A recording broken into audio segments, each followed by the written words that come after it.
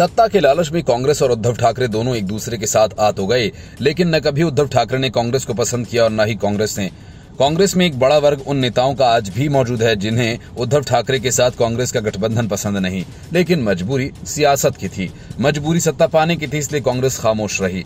लेकिन उसे जैसे ही मौका मिला, कांग्रेस ने उद्धव ठाकरे के साथ दगाबाजी कर दी और गुपचुप तरीके से एक निर्दलीय को अपने वोट ट्रांसफर करवा लिए। शिवसेना यूबीटी के उम्मीदवार को हरवा दिया। असल में मामला सांगली लोकसभा सीट का है, जिसको लेकर कांग्रेस से उद्धव ठाकरे की ठन गई। सांगली लोकसभा सीट पर शिवसेना यूबीटी के उम्मीदवार चंद्रहार पाटिल की हार हुई और उद्धव ठाकरे कांग्रेस से खासे नाराज हैं।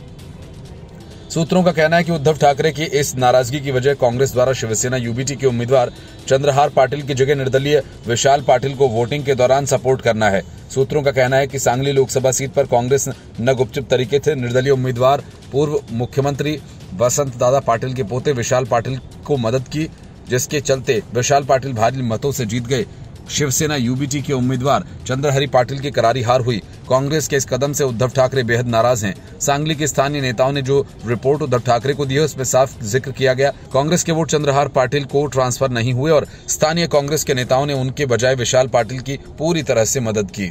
दरअसल सांगली लोकसभा सीट को लेकर चुनाव के पहले से कांग्रेस और शिवसेना यूबीटी में तनातनी चल रही थी। परंपरागत सीट की वजह से कांग्रेस वहां से विशाल पाटिल को अपना उम्मीदवार बनाना चाहती थी, लेकिन शिवसेना यूबीटी ने बिना सहयोगियों से चर्चा किए चंद्रहार पाटिल को अचानक से उम्मीदवार घोषित कर इसके बाद दोनों पार्टियों में जमकर विवाद हुआ था, लेकिन उद्धव अपनी जिद पर अड़े रहे। अंत में ये सीट शिवसेना यूबीटी के हिस्से में जाने से विशाल पाटिल ने विद्रोह करते हुए निर्दलीय चुनाव लड़ा और नतीजों में वो भारी मतों से जीत गए। सूत्रों का कहना है कि उद्धव ठाकरे इस वजह से इंडी गठबंधन की बैठक में शामिल नहीं हुए और अब वे एनडीए में वापस आने का मन बना रहे हैं। एनडीए में वापसी करने से ये माना जा रहा है कि फिर से दोनों शिवसेना एक हो जाएगी और पार्टी की पुरानी ताकत लौट आएगी।